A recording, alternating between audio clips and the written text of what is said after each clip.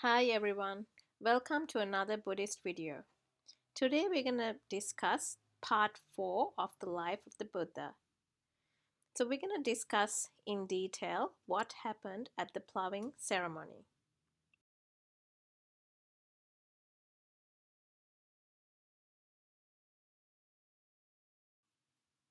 Seven days after the birth of Prince Siddhartha, Queen Mahamaya passed away.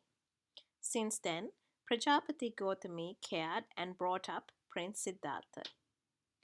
One day, Prince Siddhartha attended his first ploughing festival with his father, King Suddhodana.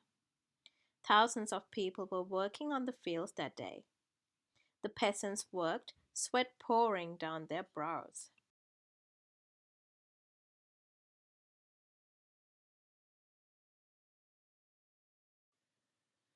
Suddenly, the black crows started circling over the freshly ploughed fields. Then they started to pluck the worms out of the earth. Prince Siddhartha shouted to his father to stop the crows, but the king replied, "It's only natural." Then Prince Siddhartha wandered off and sat under the shade of an apple tree. He started to do the Ana Pana meditation. This meditation focuses on inhaling and exhaling of one's breathing.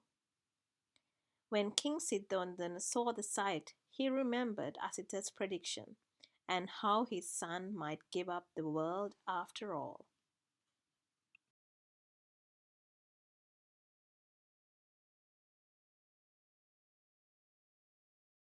Join me with another episode of Life of the Buddha.